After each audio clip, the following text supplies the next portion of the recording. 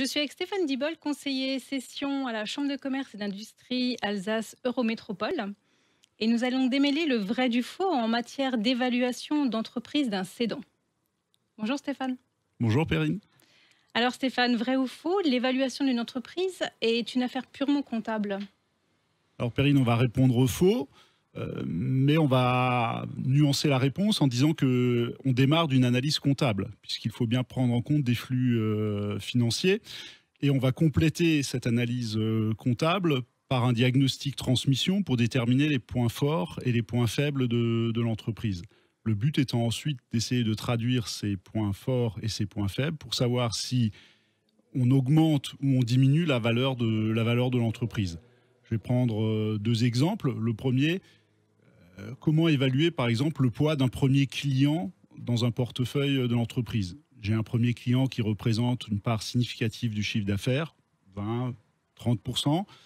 Ça peut être considéré comme un point fort à un moment donné parce que on tisse des relations avec ce client, ça garantit une pérennité de l'activité. Ça peut aussi être considéré comme un point faible parce que si ce client nous quitte, je fragilise la structure. Donc on va chercher effectivement à dire est-ce que ça renforce ou ça ne renforce pas en fonction du domaine d'activité et comment je peux valoriser cette part-là. Je peux également prendre l'exemple pour un commerce de la qualité d'un emplacement. Je peux avoir un emplacement aujourd'hui de premier choix. Maintenant, si je suis un marchand de bonbons ou si je suis un banquier, je ne vais pas le valoriser fondamentalement de la même manière. Voilà, donc on ne prend pas en compte que les éléments comptables, mais effectivement, on cherche à traduire les différents vecteurs de l'entreprise sur des données comptables et financières pour pouvoir effectivement valoriser. D'accord.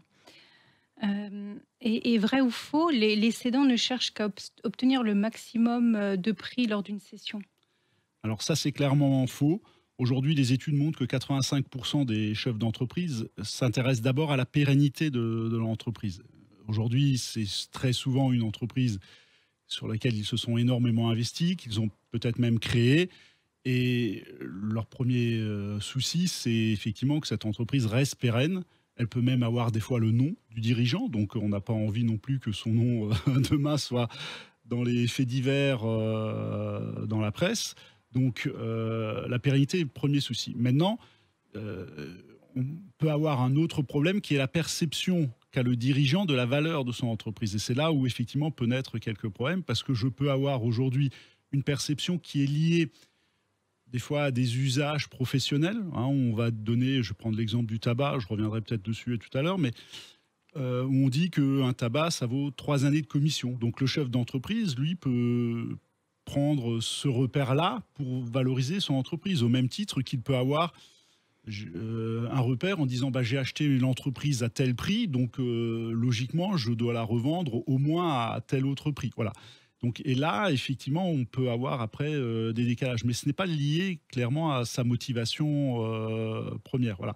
Après, il y a un autre facteur aussi, c'est que je ne gère pas l'entreprise de la même manière quand je suis en phase active qu'au moment où je veux la céder, où je dois privilégier un petit peu plus l'optimisation de la valeur. Donc sur certains, lorsque je gère, je vais d'abord raisonner peut-être en matière fiscale, je ne vais pas chercher à augmenter la valeur pour payer de l'impôt sur les sociétés. Lorsque je veux la vendre, ben à un moment donné, il faut effectivement que je cherche quand même à dégager du résultat pour embellir la mariée. Voilà. Vrai ou faux, Stéphane, la valeur de l'entreprise se détermine par un pourcentage de chiffre d'affaires? Alors, je dirais que ce serait une erreur de le faire de cette manière-là. Alors, il existe bien aujourd'hui des approches qui valorisent les entreprises par le chiffre d'affaires. Elles sont liées aux barèmes fiscaux. Mais aujourd'hui, nous, on considère cette approche non pertinente. Alors, je vais là aussi donner deux exemples. J'étais hier dans une entreprise où l'approche par les barèmes donnait un ratio de 10 à 50% du chiffre d'affaires. Comprenez bien que quand on a un rapport de 1 à 5, trouver une juste valeur n'est pas toujours très, très pertinent.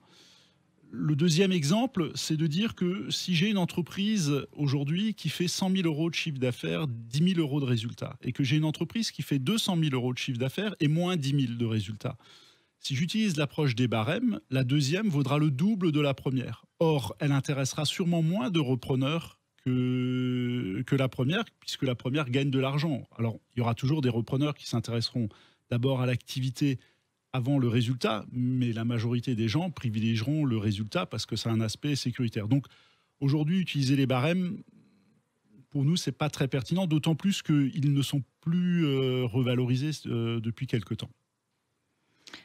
Alors, quelle est la meilleure méthode à retenir dans ce cas? Alors, pour les TPE, donc les très petites entreprises, qui sont aujourd'hui le cœur de l'accompagnement de la Chambre de commerce, nous préconisons deux approches. D'abord, la méthode patrimoniale, qui valorise, comme dit son nom, le patrimoine de l'entreprise. Donc, c'est une analyse du bilan. On va partir des capitaux propres de l'entreprise et on va ajuster ces capitaux propres. Vous avez une machine récente, on ne peut pas la valoriser de la même manière que si votre équipement principal est totalement amorti. Vous avez aujourd'hui des créances douteuses, on va effectivement provisionner l'intégralité de ces créances douteuses. On peut ajuster les stocks. Voilà. Mais pour avoir un repère simple, la méthode patrimoniale équivaut à déterminer la valeur de l'entreprise par le montant des capitaux propres, c'est-à-dire ce que le chef d'entreprise a mis comme capital lors de la création et les divers résultats qu'il y a laissés au fil du temps. Voilà. Donc, première approche, pour nous, c'est la juste valeur puisque c'est l'histoire de l'entreprise. Deuxième type d'approche sont les approches par le rendement. Alors, les approches par le rendement, c'est une analyse du compte de résultat. L'intérêt là, c'est surtout de déterminer qu'est-ce que l'entreprise peut dégager comme ressources pour financer le remboursement d'un prêt. Voilà.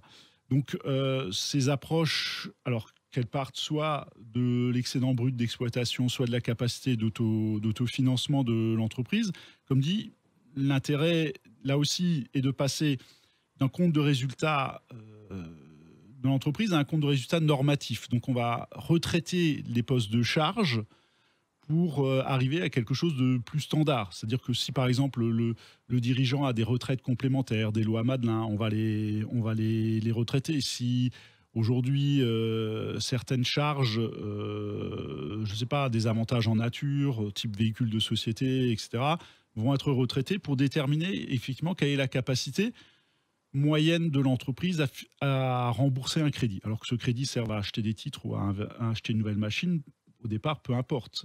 Alors pourquoi on utilise cette approche? Parce que dans une opération, il n'y a pas que deux acteurs, il n'y a pas qu'un cédant et un repreneur. Il y a souvent un troisième acteur qui est le banquier, qui finance l'opération, et ces approches-là déterminent ce qu'un banquier va être prêt à prêter, voilà, pour financer l'opération. Voilà. Alors, ce qui est important aussi de comprendre, c'est que nous, on ne préconise pas non plus de faire des moyennes entre les deux. C'est-à-dire que vous pourriez avoir une valeur patrimoniale à 500, une valeur par les rendements à 200, et puis vous dire, tiens, je vais vendre mon entreprise à 350. Il faut regarder quelle est aujourd'hui l'approche la plus pertinente. Alors, la plus pertinente sur deux critères. D'abord, par rapport au profil du repreneur que vous aurez en face. Soit vous avez une personne physique qui veut reprendre votre entreprise, soit c'est un confrère qui veut vous reprendre. Les deux ne vont pas aborder la valeur de la même manière. La personne physique ne pourra utiliser que l'approche par les rendements pour déterminer le prix qu'il peut vous proposer. Donc, si votre approche patrimoniale est supérieure à l'approche par les rendements, il peut y avoir là une zone de non-négociation. Parce que, comme dit, si votre entreprise historiquement valait 500 et que aujourd'hui les rendements ne déterminent que 200, c'est pas sûr que vous acceptiez de baisser le prix au niveau du repreneur. Une personne morale aura une approche différente parce qu'elle va trouver des synergies dans l'opération et aura une approche du prix, comme dit, qui sera différente. Voilà. Après, moi j'ai juste pour habitude de dire, on vend un futur, mais on paye un passé. Voilà. Donc c'est quelque chose pour moi qui est important, c'est-à-dire que le repreneur regardera le devenir de l'entreprise, mais payera au chef d'entreprise ce qu'il a valorisé et pas des revenus futurs. Stéphane, vrai ou faux, l'évaluation et le prix sont deux choses différentes? Alors ça, c'est par contre totalement vrai. Aujourd'hui, l'évaluation permet de définir une zone de négociation. le prix, ça reste la rencontre entre l'offre du repreneur et l'offre du cédant. Voilà. Donc aujourd'hui, ben, il va y avoir les contextes de marché. C'est sûr que dans une période comme celle que nous vivons actuellement de la pandémie, ben, il y a des facteurs psychologiques qui peuvent influencer effectivement l'évaluation. Un repreneur ne fera par exemple pas non plus la même offre de prix s'il a 40 ans que s'il a 50 ans, parce que s'il a 40 ans, il a une perspective de retour sur investissement qui est beaucoup plus longue. Voilà. Donc aujourd'hui, le prix, ça reste la rencontre entre une offre et une demande, et je le répète aussi, d'un troisième acteur qui est le financier, parce que si le financier, compte tenu de la hausse des taux, d'une politique inflationniste, enfin de données macroéconomiques, décide de durcir l'accès au crédit, eh ben, on peut déterminer une valeur de 100. Peut-être que l'opération ne se fera qu'à 80. Alors justement, parlons de la crise sanitaire. Est-ce qu'elle joue un rôle important sur l'évaluation de l'entreprise? Alors, ça va dépendre des secteurs, puisqu'aujourd'hui, il y a des secteurs qui se portent bien, malgré le contexte sanitaire, d'autres qui sont beaucoup plus en difficulté. Alors, il faudra effectivement prendre en compte, lors de l'établissement du compte de résultat normatif, certains critères. Est-ce que j'ai souscrit un prêt garanti de l'État? Si j'ai souscrit un prêt garanti de l'État, il va falloir le rembourser. Donc, ça veut dire que quelque part, le repreneur ne pourra pas consacrer 100% de la ressource au prix d'acquisition parce qu'il devra rembourser ce prêt garanti de l'État. Il peut aussi y avoir des différés de charges. Aujourd'hui, l'URSSAF a proposé des lissages sur les charges. Lorsqu'il faudra rattraper les charges URSSAF, ben, il faudra bien, là aussi, trouver les ressources pour le faire. Et puis après, il y a ce qui se passe dans la vie de l'entreprise. C'est-à-dire que l'entreprise peut avoir de nouveaux marchés grâce au Covid. Donc là, à contrario, il peut peut-être y avoir des opportunités d'accroissement de chiffre d'affaires, hein. Beaucoup de gens se sont mis à la vente par Internet, donc ça peut être de nouvelles sources.